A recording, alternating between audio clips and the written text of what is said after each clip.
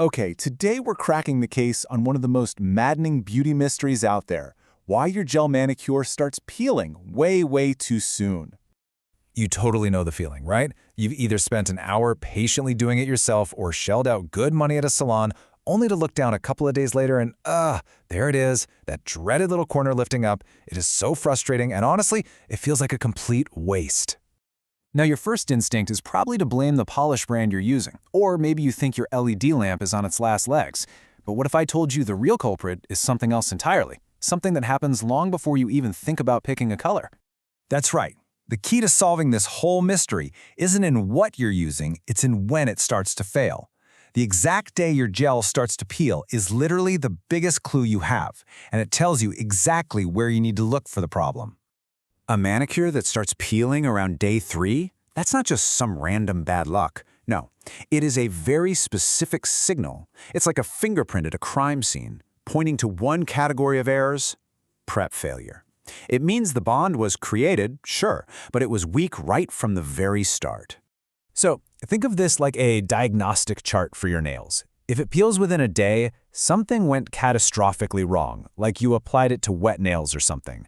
2 to 3 weeks? Hey, that's a job well done. But that 3-day mark, that is your signal that the foundation, the prep work, just wasn't done right. You don't need a new brand, you need a whole new prep strategy. So, if we know prep is the problem, where do we even begin to look? Well, we've narrowed it down to 5 prime suspects. These are the most common mistakes that completely sabotage a manicure before that first coat of polish even comes out of the bottle.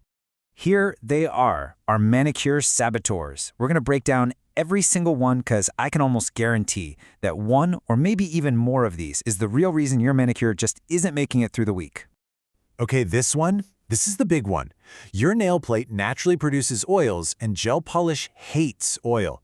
Dehydrator temporarily zaps those oils so the base coat can actually grip the nail itself, not some slick surface. But here's the crucial part.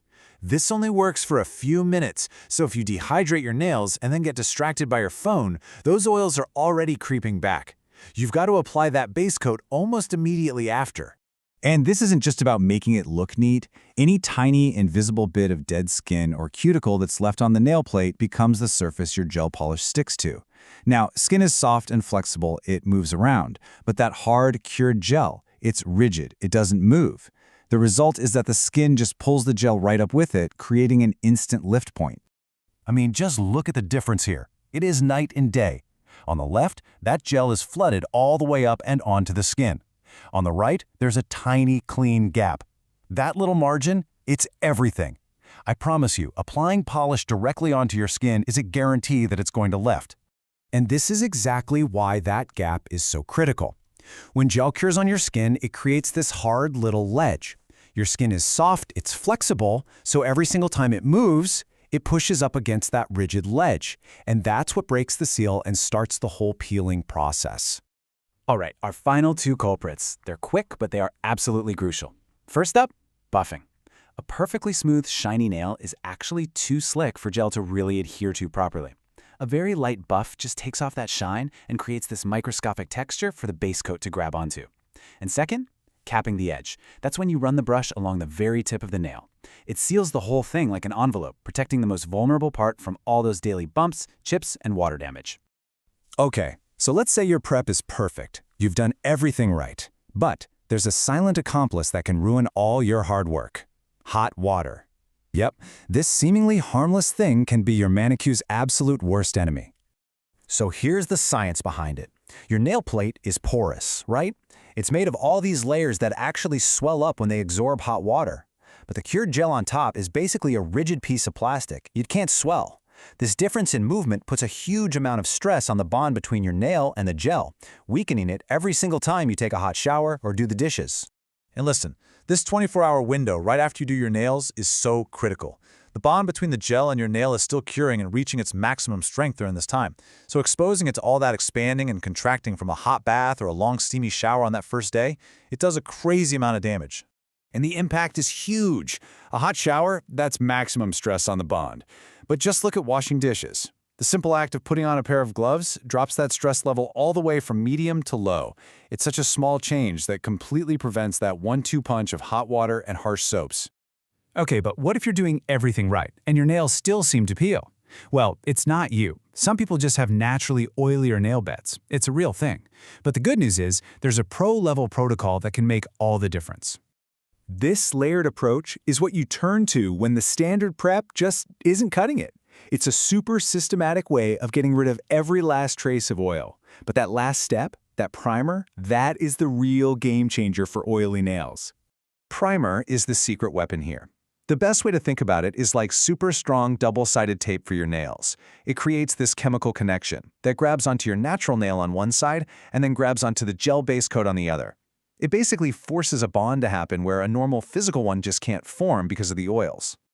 All right, let's wrap this up with a quick-fire round to answer some of the most common, super specific questions we always see about peeling gel.